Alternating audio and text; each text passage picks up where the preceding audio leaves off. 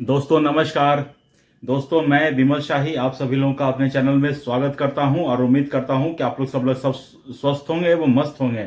सभी राष्ट्रवादियों और सनातनियों से ये निवेदन रहेगा कि आप लोग मेरे चैनल को सब्सक्राइब कर लीजिए और वीडियो को लाइक एवं शेयर भी कीजिए। दोस्तों हम लोग बात करने जा रहे हैं प्रशांत किशोर के बारे में।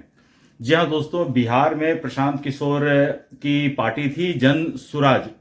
तो जन सुराज ने मतलब कि दावे तो किए थे कि वो बहुत ज्यादा सीटें जीतेंगी और प्रशांत किशोर ने स्वयं ये दावा किया था कि अगर 150 से कम सीटें उनकी आती हैं तो ये उनकी व्यक्तिगत हार होगी। और उसके बाद उन्होंने यह भी कहा था कि इस चुनाव में उनकी पार्टी या तो अर्श पर रहेगी या फर्श पर रहेगी। तो बहुत सारे वादे प्रशांत किशोर ने किए थे, बहुत तरह के दावे प्रशांत किशोर ने किए थे कि उनकी पार्टी बनेगी तो वो क्या करेंगे क्या नहीं करेंगे। और एक बात तो मैं मान के चलता हूं कि उन्होंने कैंडिडेट बहुत अच्छे अच्छे दिए थे पूरे विधानसभा में। लेकिन मेरा ऐसा पर्सनली मानना है कि बिहार के लोग अभी तक पॉलिटिकली उतना मैच्योर हुए नहीं है कि वो सही कैंडिडेट को चुन सकें। बिहार के लोग अभी भी अपराधी क्रिमिनल इन्हीं सब के चक्कर में पड़े हुए हैं और उन्हीं लोग को अपना प्रतिनिधित्व मानने में वो ज्यादा गौरवान्वित महसूस करते हैं। अब सोचिए भला, केसी सिन्हा जैसे उम्मीदवार प्रशांत किशोर ने दिए थे और वो हार जाते हैं। बताइए बिहार का ये दुर्भाग्य नहीं है तो और क्या है कि केसी सिन्हा जैसे हीरे अगर विधानसभा में नहीं पहुंच पाए, वो हार जाते हैं। शिवदीप लांडे जैसा आईपीएस जिनकी आईपीएस की चर्चा पूरे बिहार में होती थी, उन्होंने रिजाइन देकर बिहार में चुनाव लड़ने के लिए आते हैं और वो जीत नहीं पाते हैं और उनके जगह कोई अपराधी प्रवृत्ति का लोग जीत जाते हैं। तो इसे आप बिहार का दुर्भाग्य ही कह सकते हैं।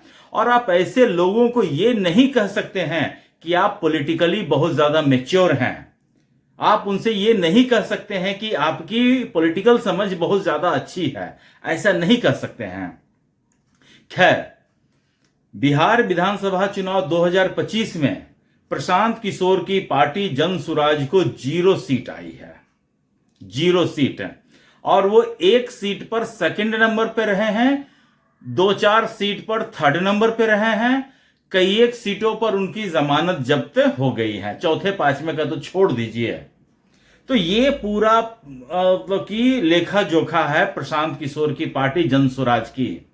प्रशांत किशोर बहुत जोर शोर से कहा करते थे कि उन्होंने 1 करोड़ लोगों के साथ पार्टी की स्थापना की है।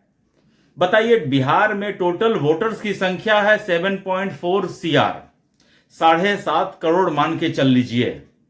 उसमें से 65% वोट पोल होता है। तो 7 करोड़ में से 1 करोड़ तो प्रशांत किशोर के पार्टी के जो जिनके साथ मिलकर उन्होंने पार्टी बनाई थी वही थे। अगर उन 1 करोड़ आदमी में से अगर एक आदमी और ले आते, अपने माँ को ले आते, बाप को ले आते, भाई को ले आते, बहन को ले आते, बीवी को ले आते, इतना ही काम करना था उनको। एक आदमी, जो 1 करोड़ उनके कार्यकर्ता थे, एक आदमी को और ले आते तो 7.5 करोड़ में से 5 करोड़ वोट पोल होता है। तो 2 से 2.5 करोड़ वोट तो प्रशांत किशोर को ऐसे ही मिल जाता। लेकिन उनको टोटल वोट आया है 40 लाख से भी कम। इसका मतलब कि जो उनके संस्थापक सदस्य थे उन्होंने भी प्रशांत किशोर को वोट नहीं दिया। तो ऐसे लोगों पर विश्वास करके प्रशांत किशोर राजनीति करने जा रहे हैं। प्रशांत किशोर आज तक सिर्फ स्ट्रेटेजिस्ट का काम किए हैं।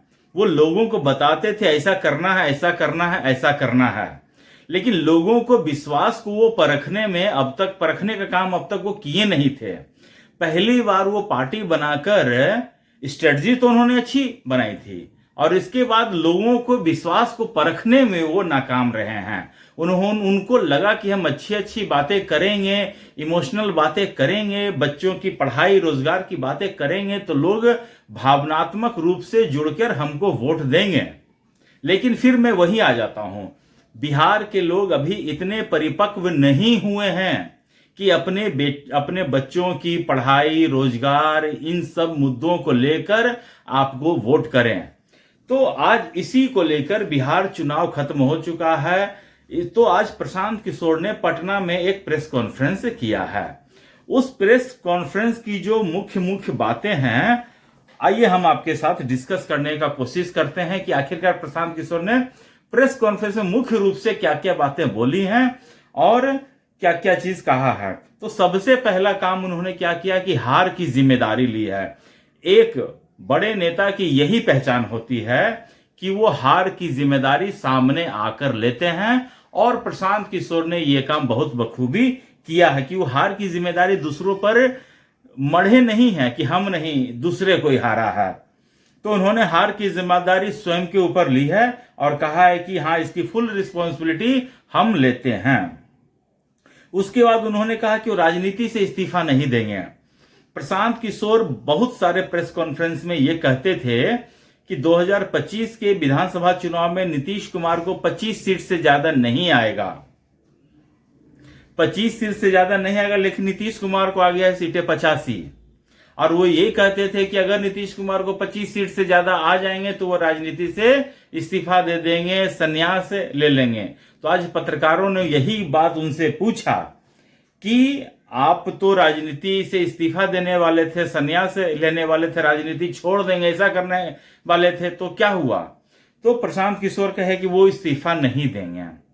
देखिए, सीधी सी बात है, बहुत सारे लोग ऐसी बातें बोलते हैं।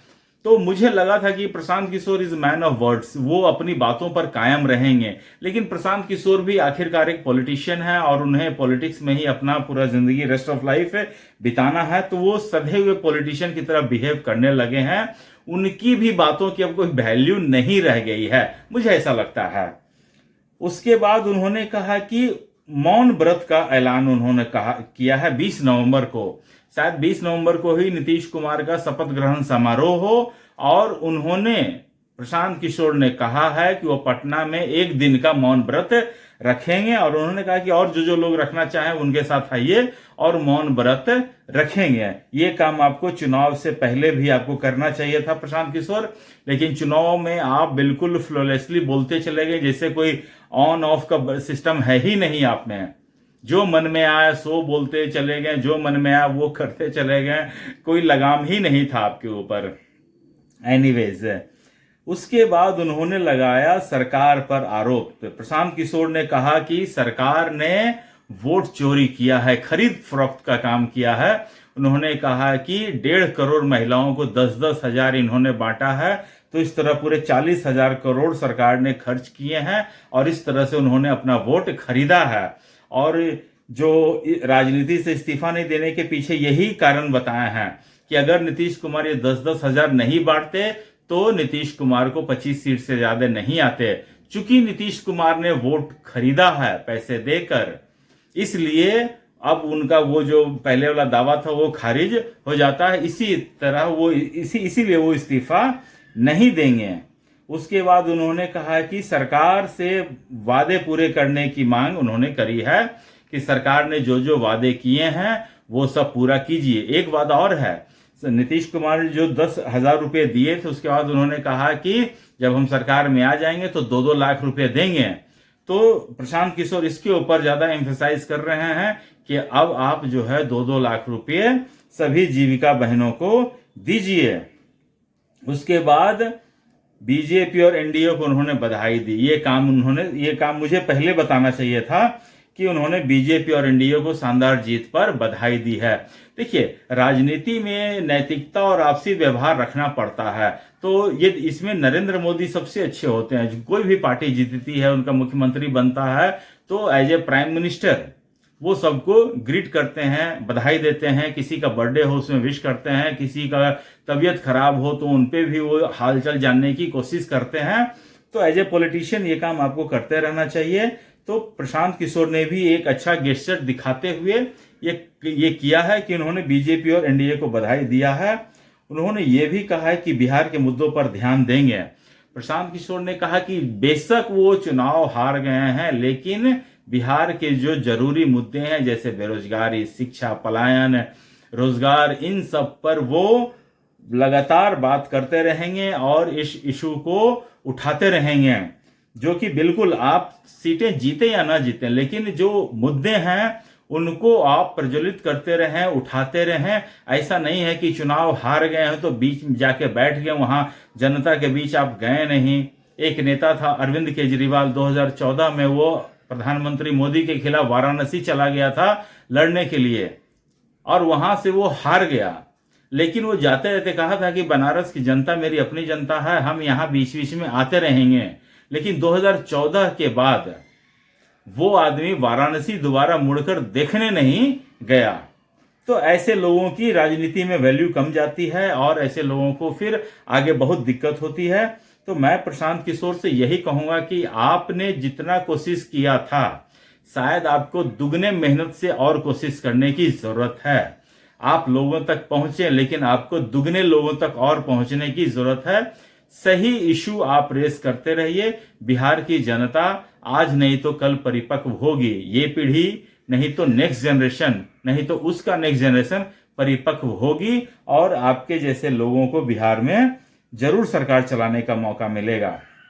उसके बाद प्रशांत किशोर ने ईमानदारी का दावा किया। प्रशांत किशोर ने कहा कि उन्होंने एक ईमानदार प्रयास किया, बेशक उसे सफलता मिले या न मिले, लेकिन उन्होंने अपने तरफ से भरपूर प्रयास किया, ये मैं भी मानता हूं।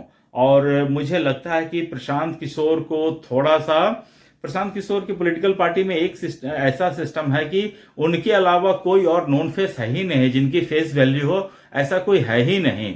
तो प्रशांत किशोर को बहुत सारे नॉन फेस को, फेस वैल्यू वाले लीडर्स को कलेक्ट करने की जरूरत पड़ेगी, ताकि सिर्फ प्रशांत किशोर ही हर जगह अपना प्रेजेंस न दिखाएं, किसी और के भी वो काम चलाएं। तो यही चीज प्रशांत किशोर की बहुत ज्यादा लैकिंग हो गई है कि उनके गैलेक्सी ऑफ लीडर्स में कहूंगा, उसमें फेस वैल्यू वाले लीडर कम हैं। तो ऐसे नेताओं की जरूरत है और प्रशांत किशोर को हम शुभकामनाएं देते हैं कि आगे की राजनीति के लिए। और मुझे आज के लिए इतना ही अपडेट देना था। आप लोग अपना ख्याल रखिए, स्वस्थ रहिए, मस्त रहिए। तब तक के लिए नमस्कार, बाय।